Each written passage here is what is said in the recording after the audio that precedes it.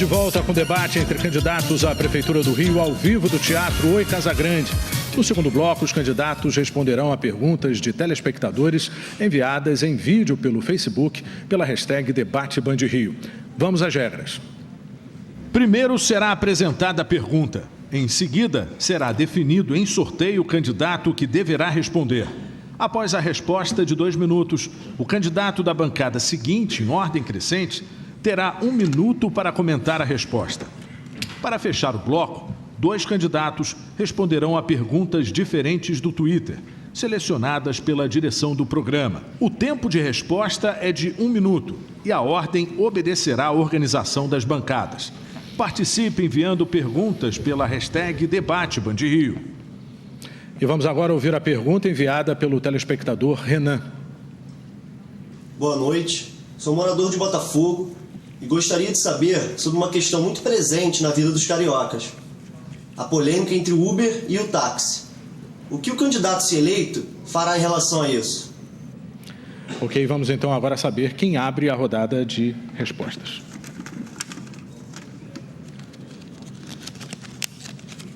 É o candidato Índio da Costa.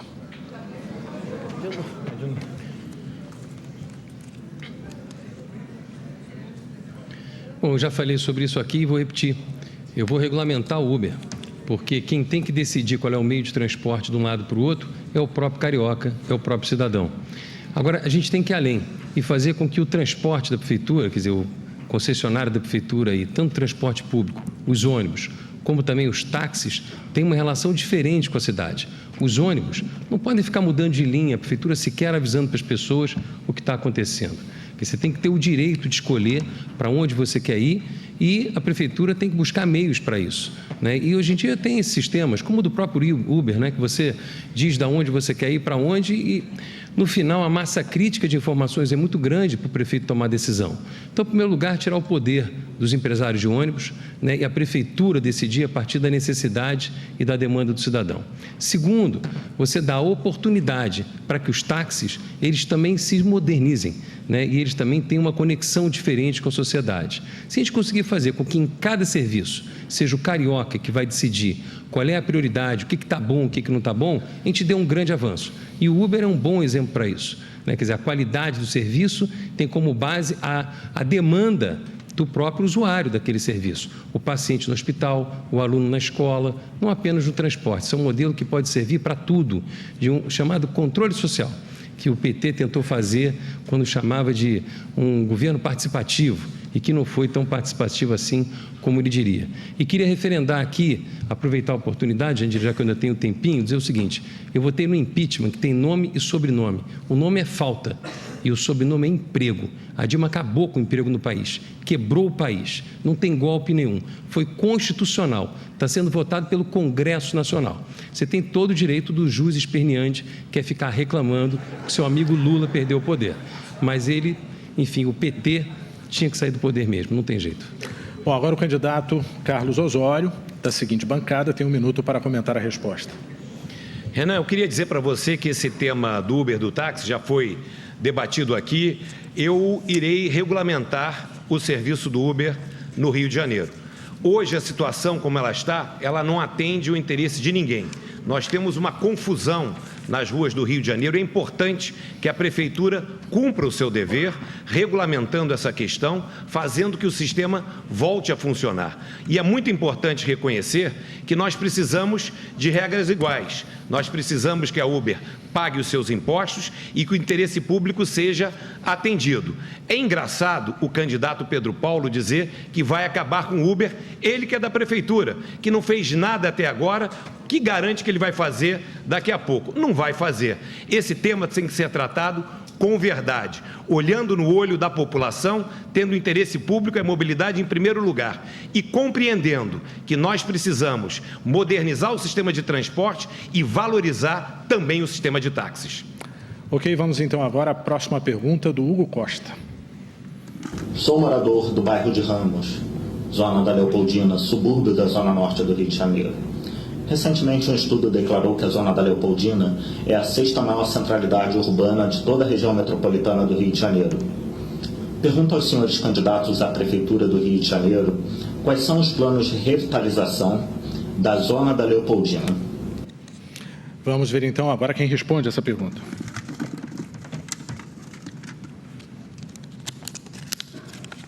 Candidata Jandira Fegali.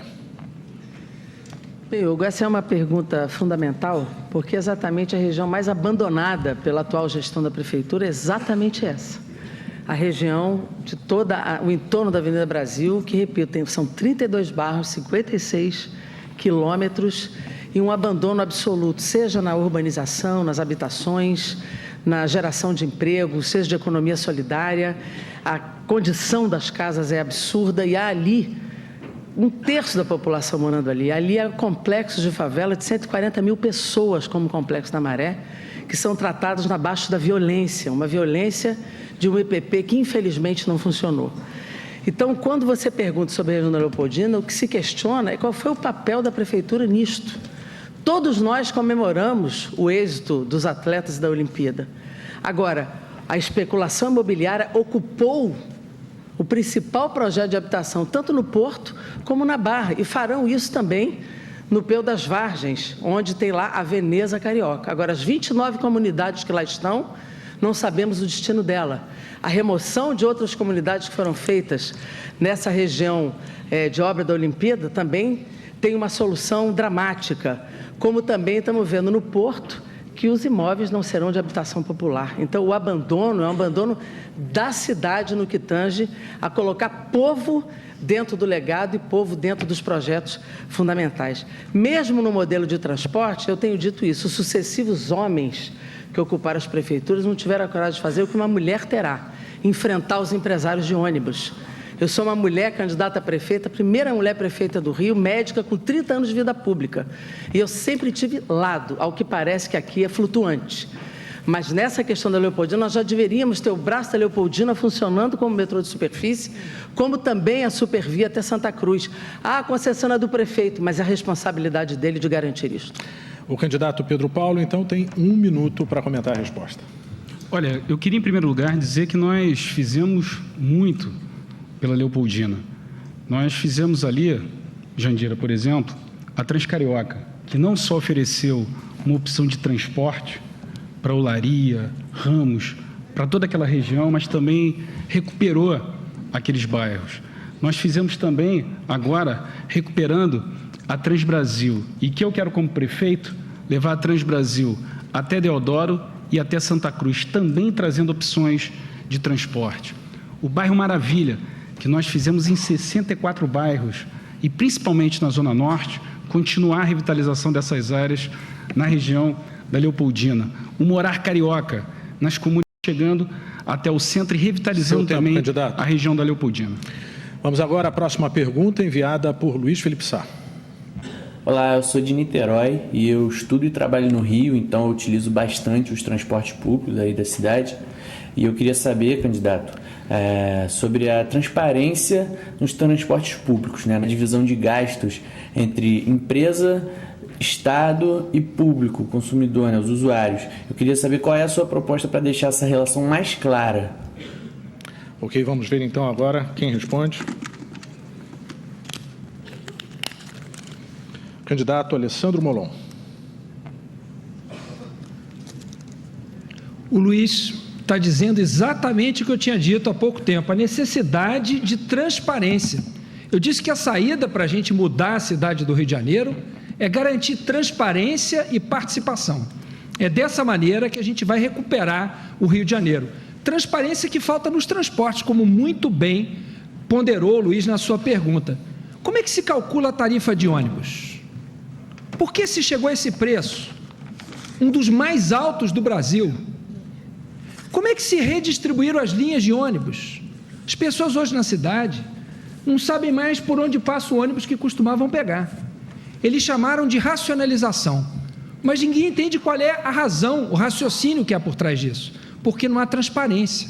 A população não foi ouvida, ninguém foi perguntado sobre nada. E se existe algum plano, algum estudo, ele não foi divulgado. Se é que a prefeitura fez isso, ela escondeu. E é por isso que toda a população, Pedro Paulo, acha que por trás disso está o interesse das empresas de ônibus. Essas empresas que mandam na cidade do Rio de Janeiro. das quais somos todos reféns, graças à conivência da Prefeitura do Rio de Janeiro com elas, que não garante transparência, que permite que o dinheiro da nossa passagem de ônibus fique no caixa dessas empresas, que redistribui as linhas para aumentar o lucro das empresas, não para melhorar a sua vida, não para garantir que perto da sua casa passe o ônibus de que você precisa. Luiz, você tem toda a razão. O caminho é transparência e participação, seja para a mobilidade urbana, como você muito bem coloca, e o Rio de Janeiro está numa região metropolitana, a mobilidade da cidade tem que ser pensada considerando que o Rio não é uma ilha, mas que vem e voltam milhões de pessoas para cá, mas também transparência para a saúde, para acabar com a corrupção na saúde, com essas OS que estão desviando milhões, mostrar para onde está indo o dinheiro e por que ele está sendo desviado. Transparência e participação é a saída para o Rio de Janeiro. Candidato Índio da Costa, seu comentário, 1 minuto. Bom, em matéria de transparência nas OS, a Câmara de Vereadores aprovou uma lei. Essa lei definia que os dados, as informações das OS tinham que ser abertas e a Prefeitura do Rio de Janeiro vetou o projeto aprovado, vetou a lei. A Câmara de Vereadores derrubou o veto, daí foi o prefeito e recorreu na Justiça para não abrir aquelas OS, porque dentro daquelas OS está sim de cabo eleitoral do PMDB e dos aliados do PMDB. Está sim de problema. A gente já viu uma série de esquemas que foram desmontados nesse período pela polícia e outros que a gente não viu ainda. A verdade é que a transparência que falta nas OS, assim como colocou bem aqui o Molon, falta também no transporte, mas falta na prefeitura inteira, além das mentiras que se conta aqui. O Eduardo Paes, quando entrou na prefeitura, Pedro Paulo, tinha 48% e não 78% das receitas correntes líquidas. Ele estourou de 48% para 78% e depois baixou para uma liminar que está lá no Supremo. Seu tempo. Vamos agora à próxima pergunta de Marcos André Oliveira. Boa noite, sou morador de Copacabana e gostaria de saber do candidato qual que será a sua postura em relação ao Estado do Rio, que vem passando pela pior crise financeira de sua história, com a UERJ, por exemplo, há 5 meses sem aulas. Nesses últimos meses, a cidade do Rio vem atuando como credora, vem ajudando o Estado financeiramente. Eu gostaria de saber do candidato qual que será a sua postura, se eleito, em relação ao Estado. Vamos ao sorteio, então.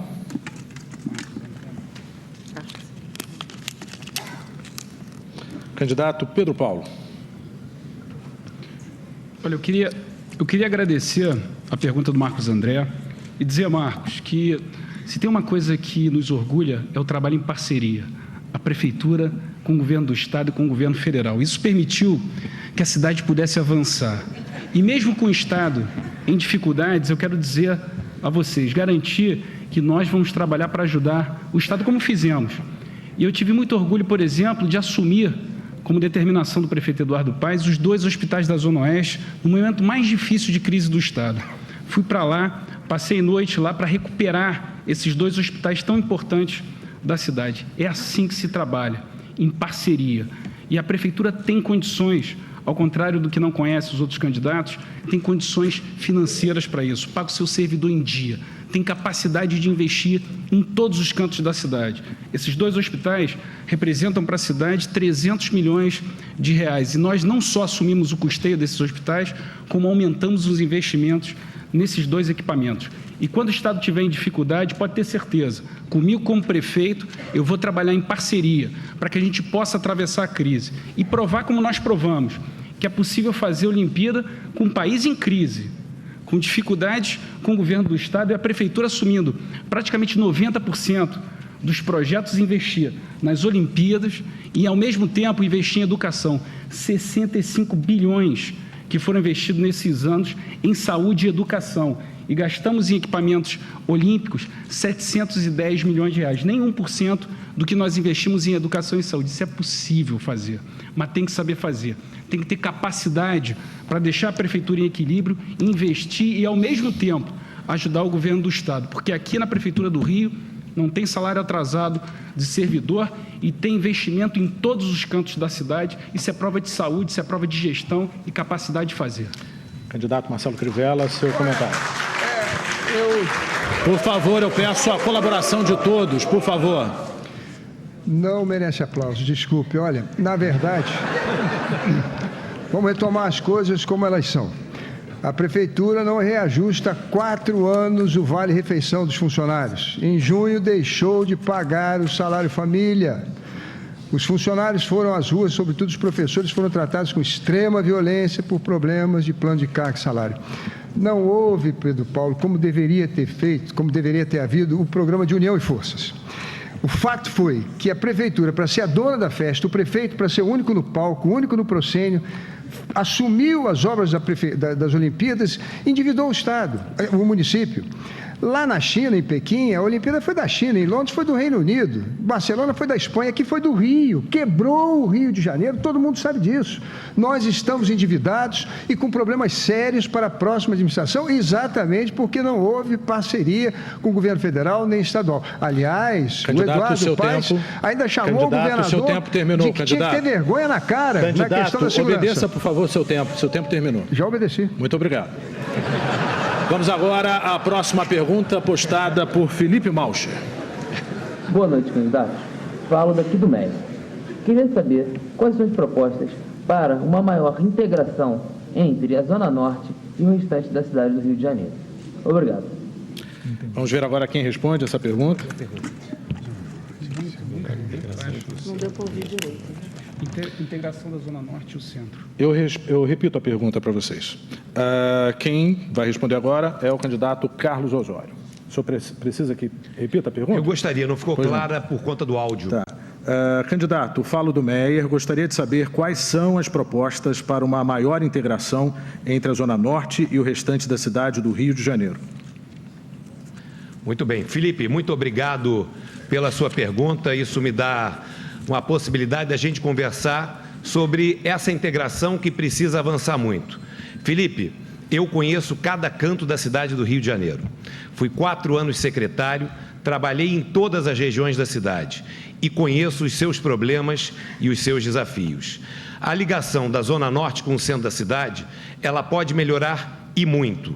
Nós temos 2 questões na área de transportes que podem ser avançadas. Dependem do Estado, mas a Prefeitura pode sim interagir.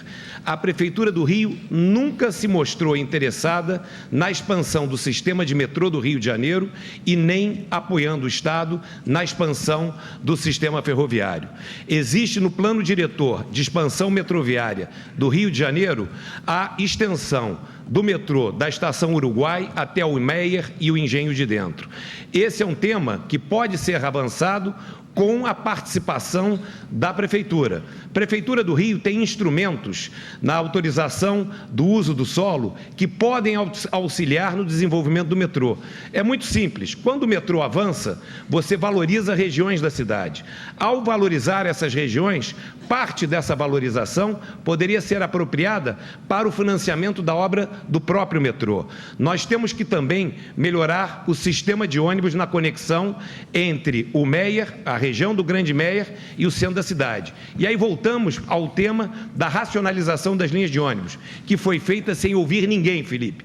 Felipe, eu conheço esse tema. Proposta muito objetiva. Dia 1º de janeiro de 2017, vamos suspender a racionalização das linhas de ônibus, ouvir você e a população, fazer as revisões e, a partir daí, avançar. Dá para fazer muito se a Prefeitura for parceira e não jogar o problema no guichê ao lado. Ok, candidato. Agora o comentário do candidato Flávio Bolsonaro. Felipe, a questão fundamental é a integração dos modais. Nós temos que realmente regulamentar essa questão do transporte alternativo. Quem mora longe de uma estação de BRT, por exemplo, tem grandes dificuldades de chegar até a esses canais centrais de transporte. Então é preciso ter uma conversa assim franca, isenta de possíveis interferências de milícias, de tráficos, mas tratando o transporte alternativo como um segmento importante que faça parte de fato, que alimente esses canais centrais de transporte, ligando as comunidades do Meyer, Engenho de Dentro, até as linhas principais, facilitar o acesso da chegada deles até as estações de trem, sem dúvida alguma também fazendo com que a Prefeitura participe mais diretamente da ampliação das obras do metrô. Ok, vamos então agora à pergunta do Pedro Magalhães. Olá, eu sou de Ipanema e eu gostaria de saber o que vocês planejam para o futuro da política de habitação do município. Vamos ver então quem responde essa pergunta. Candidato Marcelo Crivella. Eu quero agradecer muito por essa pergunta, porque tem um projeto tramitando no Congresso Nacional que fala em cimento social. Eu acho que nós precisamos fazer com que a questão da habitação no Rio de Janeiro seja digna. É muito mais fácil a gente ajudar as famílias a terminarem suas casas nas comunidades carentes do que removê-las dali e gastar uma fortuna para esgarçar a cidade, tendo que levar linhas de esgoto, de água e de eletricidade para as áreas remotas. Veja bem, o Porto Maravilha foi um investimento para a revitalização daquela área, mas o que se fez na primeira favela do Brasil, ali na favela da Providência? Absolutamente nada. É isso que nós precisamos, mas não é só isso, não. Eu quero fazer o cimento social 2.0. Eu quero ajudar as famílias a terminarem suas casas e remodelar aquelas que precisam ser remodeladas. Mas quero também entrar com um projeto para cuidar da primeira infância, saúde na primeira infância. E quero também gerar empregos. E vou fazer isso, sabe como? Desenvolvendo a pequena e microempresa nas comunidades e nas áreas carentes, sobretudo nas pacificadas, usando o poder estratégico de compra. Por que nós vamos encomendar uniforme para as crianças escolares em outro estado? Elas podem ser feitas com as costureiras das comunidades, roupa de cama de hospital, fardas para os nossos guardas civis, para a Conlurb, para os garis, gerar emprego, melhorar a educação das crianças e a sua saúde e fazer com que os cariocas morem com dignidade. Esse é o grande projeto que nós devemos aplicar no nosso governo. Candidato Alessandro Molon, seu comentário. Bom, antes de mais nada, é importante dizer que há duas visões possíveis sobre cidades. Uma, que é a que está em vigor, que estimula uma cidade espalhada, ou seja, incentiva a construção em áreas da cidade onde não há infraestrutura urbana, esgoto, água, luz, e aí o poder público tem que investir muito para construir uma infraestrutura que não existe. A nossa visão é outra, é incentivar a construção de habitação exatamente onde já há infraestrutura urbana, nas regiões já construídas pelo poder público no Rio de Janeiro. Isso significa estimular, por exemplo, a construção de moradia no centro. O Porto Maravilha simplesmente esqueceu esse problema. A região central do Rio de Janeiro, a AP1, tem um potencial para construção de moradia para algo em torno de 100 mil pessoas. Mas isso não foi um problema da prefeitura atual. O que interessava era construir grandes empreendimentos comerciais, sem procurar levar pessoas para o centro. A gente quer procurar construir casa onde tem emprego. E nós vamos priorizar o centro da cidade, a chamada área de planejamento 1. Essa vai ser a nossa prioridade. Ok, candidato. Vamos agora, então, à próxima pergunta da Júlia. Moro em Ipanema e gostaria de saber de que forma você pretende trabalhar em conjunto com os outros municípios da área metropolitana. Bom, agora resta então o candidato Flávio Bolsonaro para responder essa pergunta. Nossa, eu estou numa baixa da pressão aqui. O senhor precisa que repita a pergunta? Por favor, por favor. Ok. Bom, uma moradora de Ipanema gostaria de saber de que forma o senhor pretende trabalhar em conjunto com os outros municípios da área metropolitana. Pergunta da Júlia. Ele está passando mal. Está passando mal. Por favor, não dá para continuar. Está passando mal. Os assessores podem, Ele está passando mal, por favor. Os assessores podem, por favor, retirá-lo.